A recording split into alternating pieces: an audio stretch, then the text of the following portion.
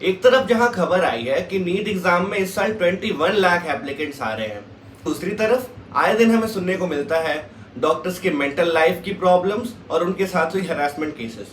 तो आज के वीडियो में आइए देखते हैं कि आखिर क्या रीजंस है जिसकी वजह से मेडिकल कॉलेज में इतने ज्यादा स्टूडेंट्स अप्लाई तो कर रहे हैं बट फिर भी मेडिकल कॉलेजेस के स्टैंडर्ड है वो डाउन होते जा रहे हैं और जो मेडिकल प्रोफेशनल्स की मेंटल हेल्थ है उनके साथ भी कॉम्प्रोमाइज हो रहा है। ये एक छोटी सी वीडियो है, इसे लास्ट तक जरूर देखें और इसे अपने फ्रेंड्स और अपने पेरेंट्स को जरूर रिकमेंड करें। इस चैनल पे नए हैं तो please consider subscribing this channel. इस चैनल पे आपको मिलेंगी NEET preparation strategies, MTS live blogs और बहुत सारा फन कंटेंट। तो सब्सक्राइब करो इस चैनल को और वीडियो पसंद आया तो लाइक और शेयर करना ना भूलना। So without further ado let the show begin.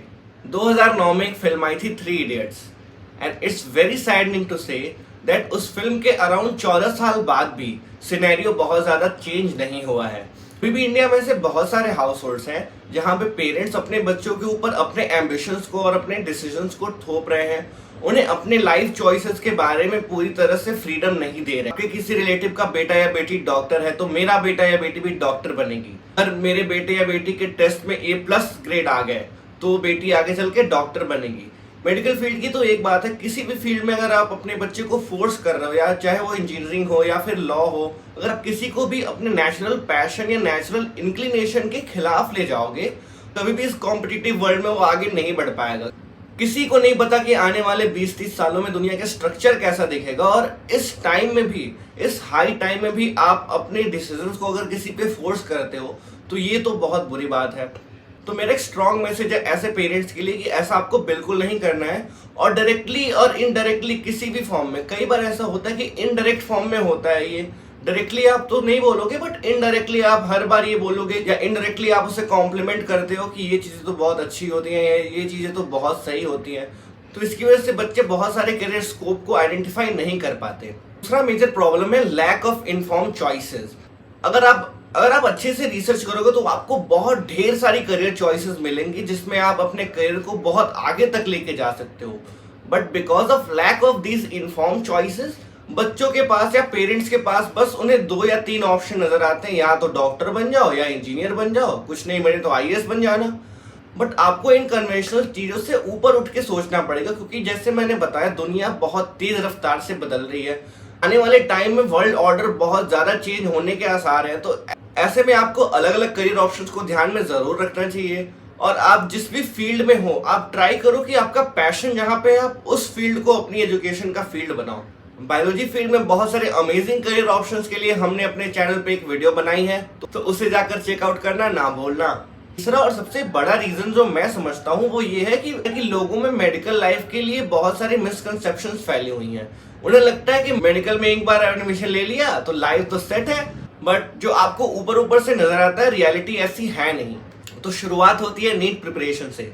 जिस टाइम पे आप अपने यूथ के सबसे प्राइम ईयर्स में होते हो और आपकी पर्सनैलिटी को बिल्ड करने का सबसे अच्छा टाइम होता है, आप अपने यूथ के उन सबसे कीमती 3 या 4 सालों को नीट प्रिपरेशन में लगा देते हो, जहां आप पूरे 3-4 साल बस एक गोल के लिए लगा देते हो। आपका ह्यूमन इंटरेक्शन, आपका कैरेक्टर डेवलपमेंट काफी कम रह जाता है। उसके बाद इतनी मेहनत के बाद अगर आप मेडिकल कॉलेज में आ जाते हो तब तो ठीक है, और अगर आप नहीं आ पाते हो तो उसके बाद से इतना सारा डिप्रेशन और एंजाइटी होना तो अलग बात है। एक बार आप मेडिकल कॉलेज में आ गए फिर एक्चुअल रियलिटी आपको हिट करती है। फिर आपको पता चलता है कि मेडिकल लाइफ इतनी आसान नहीं है जितनी आपने सोची थी।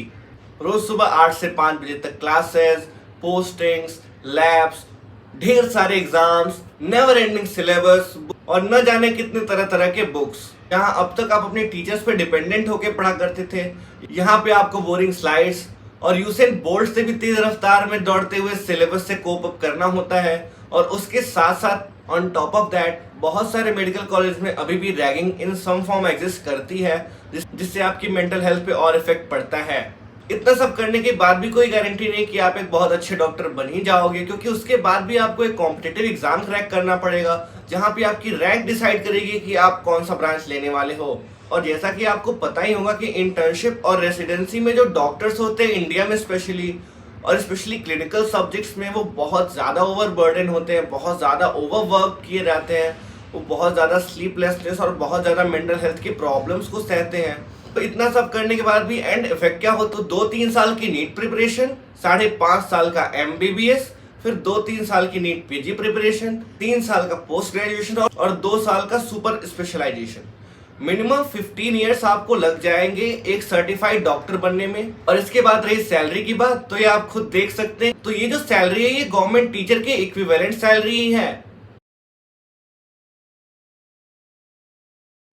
तो ऐसा बिल्कुल भी नहीं समझना है कि MBBS एक बहुत बेकार चॉइस है। मैंने जानबूझ के लिए मैसेज स्ट्रॉन्ग रखा है ताकि पेरेंट्स की तरफ एक मैसेज जाए। I enjoy my life, I enjoy every bit of the MBBS life and most of my friends cherish this life. This is our dream life. यहाँ पे हम अपने आप को चैलेंज कर सकते हैं, हम अपने नॉलेज की थर्स्ट को क्वेंच कर सकते हैं, हम ऐसी बहुत सारी चीजें जान सकते हैं, बहुत सारी चीजें एक्सपीरियंस कर सकते हैं जिनके लिए हम हमेशा से सोचा करते थे।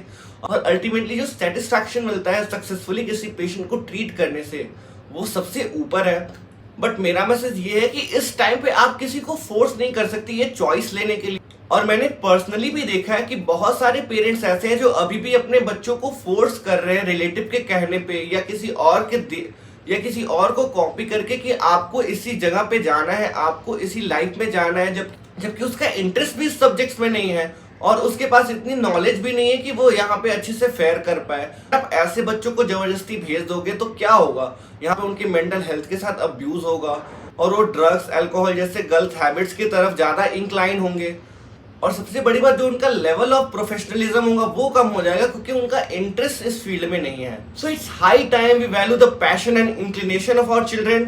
जब हम उनकी करियर चॉइसेस के बारे में प्लान कर रहे हो तो उनसे पूछे कि उन्हें क्या करना है, उनका इंटरेस्ट किस में है, उनका हाई पॉइंट कहाँ है, उनका वीक पॉइंट कहाँ है, और उन्हें मोटिवेट करे कि आप जिस भी फील्ड में जाना चाहते हो आप पूरे पैशन से जाओ और अपने आप को एंजॉय करो। जब भी आप करियर चॉइसेस का फैसला करें तो आप रिसर्च कर लीजिए, किसी के कहने पे किसी के लाइफ का फैसला मत लीजिए, क्योंकि ये वन ऑफ द बेस्ट या one of the worst decision हो सकता है किसी के भी लाइफ में। इस वीडियो में मेरी तरफ से इतना ही। अगर वीडियो पसंद आई हो तो इसे शेयर करना ना भूलें और चैनल को सब्सक्राइब करें ताकि रेगुलर वीडियो के अपडेट्स आपको मिलते रहें। धन्यवाद। जय हिंद।